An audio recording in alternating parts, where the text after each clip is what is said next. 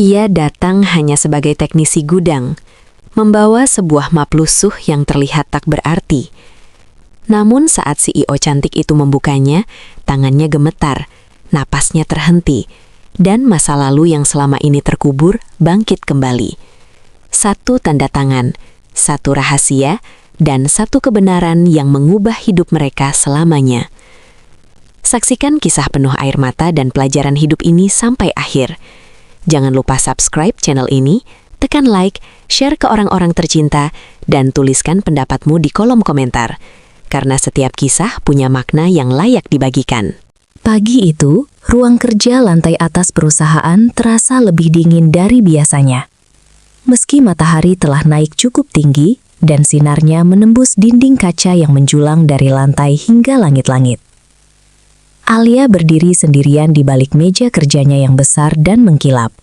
Mengenakan setelan hitam yang rapi, rambutnya terikat sempurna. Sebuah gambaran dari sosok CEO muda yang selama ini dikenal tegas, disiplin, dan nyaris tak pernah menunjukkan kelemahan. Namun pagi ini berbeda. Ada perasaan ganjil yang tak bisa ia jelaskan sejak ia melangkah masuk ke ruangan itu.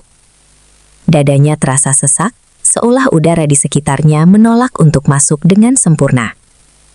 Di tangannya, sebuah map coklat tua tampak biasa saja, bahkan terlihat lusuh dan usang. Sangat kontras dengan dunia mewah yang selama ini menjadi kesehariannya. Hanya laporan teknisi gudang, gumam Alia dalam hati. Mencoba menenangkan dirinya sendiri. Tapi entah mengapa, jemarinya terasa dingin saat menggenggam map itu. Seolah benda sederhana tersebut menyimpan sesuatu yang jauh lebih besar daripada sekadar laporan kerja. Di hadapan Alia, berdiri seorang pria dengan seragam teknisi gudang berwarna abu-abu. Seragam itu tampak sudah sering dicuci, warnanya sedikit gudar, tapi bersih dan rapi. Namanya Arman. Ia berdiri tegak, kedua tangannya saling menggenggam di depan perutnya, menundukkan kepala dengan sopan. Wajahnya tidak tampan, namun ada ketenangan yang sulit dijelaskan di sana. Ketenangan seseorang yang terbiasa bekerja dalam diam, tanpa berharap diperhatikan. "Silahkan duduk," ujar Alia singkat, tanpa mengalihkan pandangannya dari map. Arman mengangguk pelan, lalu duduk di kursi tamu dengan posisi tubuh yang kaku. Ruangan itu kembali hening. Detik jam terdengar begitu jelas, seolah ikut menghitung ketegangan yang perlahan menumpuk. Arman mencuri pandang ke arah Alia, lalu kembali menunduk. Dalam hatinya, ia tak pernah menyangka akan dipanggil langsung oleh CEO perusahaan sebesar ini. "Apakah aku melakukan kesalahan?" pikirnya. Sementara Alia, tanpa ia sadari, sesekali menarik nafas panjang, sebuah kebiasaan lama setiap kali firasat buruk menghampirinya. Alia akhirnya membuka map itu. Lembar pertama berisi data diri Arman. Nama, usia, masa kerja. Semua terlihat biasa. Lembar kedua berisi laporan pekerjaan gudang, inventaris, perbaikan alat, jam lembur. "Kamu rajin," ucap Alia datar, sambil membaca cepat. "Terima kasih, Bu," jawab Arman lirih. Alia melanjutkan membaca, tapi pikirannya mulai melayang. Ia tak tahu mengapa, tapi ada rasa tak nyaman yang kian kuat. Setiap lembar kertas yang dibalik terdengar lebih keras dari seharusnya. Tangannya mulai terasa berat. Ini cuma map, ia berusaha meyakinkan diri sendiri. Namun saat jarinya menyentuh lembar terakhir, hatinya seakan berhenti berdetak sesaat. Ada sensasi aneh, seperti seseorang yang berdiri di tepi jurang tanpa tahu apa yang menunggunya di bawah. Alia menelan ludah, lalu perlahan membuka halaman itu, tanpa menyadari bahwa hidupnya tak akan pernah sama setelah detik tersebut berlalu. Begitu matanya menangkap tulisan di lembar terakhir, tubuh Alia seketika membeku. Wajahnya pucat, matanya membesar, dan tangannya refleks menutup mulutnya sendiri. Map itu hampir terlepas dari genggamannya. "Tidak, ini tidak mungkin," bisiknya nyaris tak bersuara. Di bagian bawah dokumen itu tertera sebuah tanda tangan, jelas, tegas, dan sangat familiar. Tanda tangan yang selama ini menghantui mimpinya.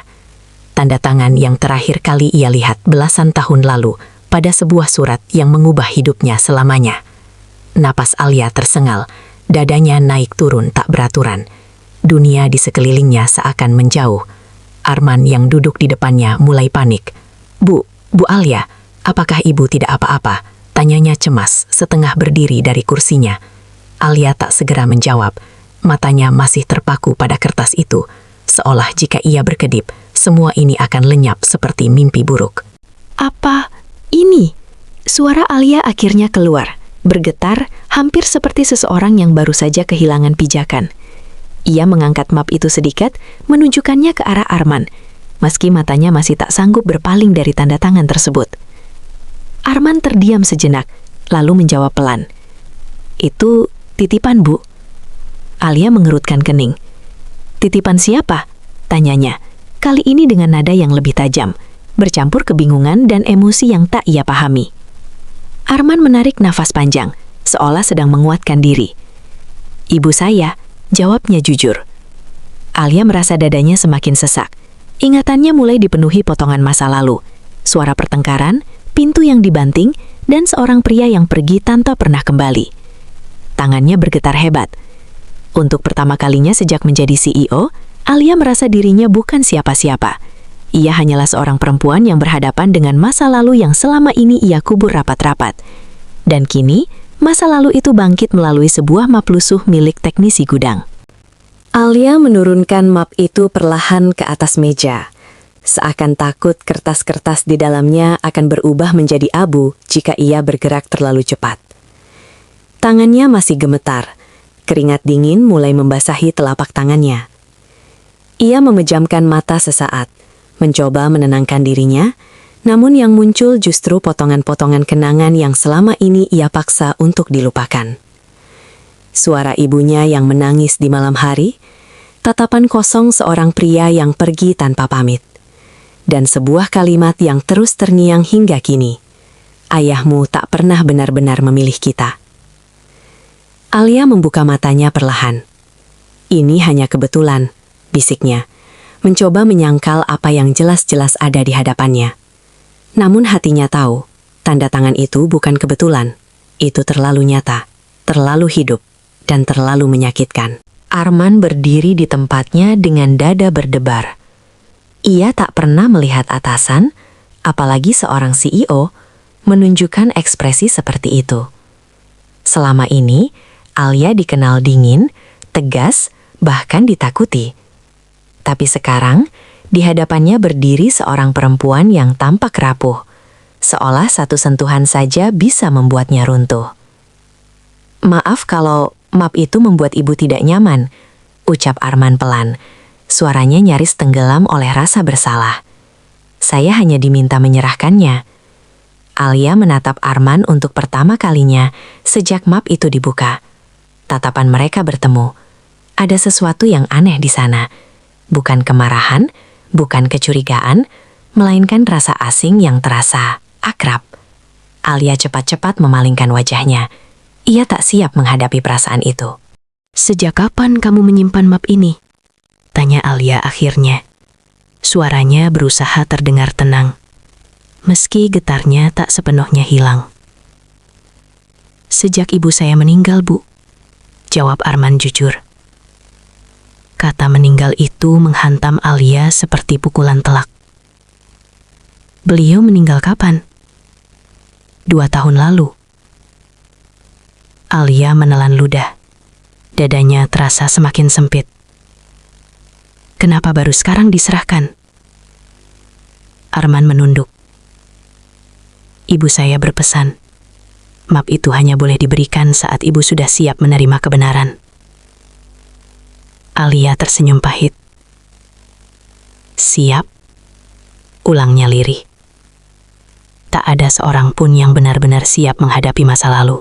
Alia bersandar ke kursinya, menatap langit di balik kaca jendela yang kini tampak buram oleh air mata yang mulai menggenang di matanya. Ia teringat hari ketika ayahnya pergi. Tidak ada pelukan, tidak ada perpisahan. Hanya pintu yang tertutup dan hidup yang tiba-tiba terasa kosong. Sejak saat itu, Alia berjanji pada dirinya sendiri untuk tidak pernah lemah. Ia belajar keras, bekerja tanpa lelah, membangun tembok setinggi mungkin di sekeliling hatinya. Namun hari ini, tembok itu retak. Sebuah map lusuh dan seorang teknisi gudang telah menemukan celahnya. Apalagi yang ibumu ceritakan tentang pria itu? Tanya Alia pelan. Suaranya hampir tak terdengar. Arman mengangkat kepalanya perlahan. Ibu saya selalu bilang, ujarnya hati-hati, bahwa beliau tak pernah membenci siapapun, bahkan orang yang menyakitinya. Alia menutup mata. Setetes air mata akhirnya jatuh, membasahi pipinya. Beliau bilang, kebenaran akan menemukan jalannya sendiri, lanjut Arman. Dan tugas kita hanya tidak berhenti menjadi orang baik. Kata-kata sederhana itu menghantam Alia lebih keras dari apapun. Untuk pertama kalinya setelah bertahun-tahun, ia menangis. Bukan sebagai CEO, bukan sebagai perempuan kuat, melainkan sebagai anak yang akhirnya berani merasakan sakit yang selama ini ia sembunyikan. Alia mengusap air matanya dengan punggung tangan, berusaha mengembalikan wibawa yang selama ini menjadi tameng hidupnya. Namun suaranya tetap bergetar saat ia kembali membuka map itu. Arman, ucapnya perlahan, seolah setiap huruf memiliki beban yang berat. Apa ibumu pernah menyebut nama ayahmu? Ruangan itu kembali hening. Arman terlihat ragu, seakan jawaban yang ia simpan bisa mengubah segalanya. Ia mengangguk kecil. Pernah, Bu. Jawabnya pelan. Alia menarik nafas panjang, menahan debaran jantungnya yang semakin tak terkendali. Sebutkan, pintanya. Dalam hatinya, Alia berdoa agar firasatnya salah, agar semua ini hanyalah kebetulan yang kejam. Nama ayah saya, Surya Pratama, ucap Arman akhirnya. Dunia Alia runtuh seketika. Nama itu menggema di kepalanya, memantul di setiap sudut ingatannya. Itu nama yang sama, nama ayahnya. Kakinya terasa lemas. Ia harus berpegangan pada meja agar tidak jatuh. Tidak, bisiknya, hampir tak bersuara. Ia mendongak menatap Arman, wajah pria itu kini tampak begitu berbeda. Garis rahangnya, tatapan matanya, semua terasa menyakitkan karena terlalu mirip. Ini tidak mungkin, ulang Alia. Namun air matanya justru mengalir semakin deras, mengkhianati penyangkalan yang ia ucapkan. Bu Alia, Arman maju satu langkah, wajahnya penuh kebingungan dan kekhawatiran. Apakah saya melakukan kesalahan? Alia menggeleng cepat. Bukan salahmu, jawabnya lirih. Ini tentang aku. Ia menutup wajahnya dengan kedua tangan, bahunya bergetar hebat. Selama ini aku membenci pria itu, lanjutnya. Suaranya terputus-putus. Aku pikir dia pergi karena tak peduli. Aku pikir dia memilih meninggalkan kami. Alia mengarat wajahnya tebali, menatap Arman dengan mata merah sembab. Tapi sekarang aku bertanya-tanya, apa yang sebenarnya terjadi? Arman menelan ludah. Ibu saya selalu bilang, ujarnya pelan, bahwa ayah saya tidak pernah pergi dengan keinginannya sendiri. Alia terdiam. Setiap kata Arman terasa seperti pisau yang menguliti luka lama. Beliau bilang, ayah saya dipaksa menjauh demi melindungi seseorang yang sangat ia cintai. Alia terisak. Kata melindungi itu menghancurkan semua kebencian yang selama ini ia pelihara. Kenapa aku tidak pernah tahu? Ratapnya. Kenapa aku hidup dalam kebohongan selama ini? Arman tak menjawab. Ia hanya berdiri di sana, menjadi saksi dari hati yang perlahan runtuh. Alia menutup map itu perlahan, kali ini dengan tangan yang lebih tenang, meski hatinya porak-poranda. Ia menatap Arman dengan pandangan yang berbeda, bukan lagi sebagai CEO kepada teknisi gudang, melainkan sebagai seseorang yang terikat oleh masa lalu yang sama. Terima kasih, ucap Alia tiba-tiba. Arman terkejut. Untuk apa, Bu?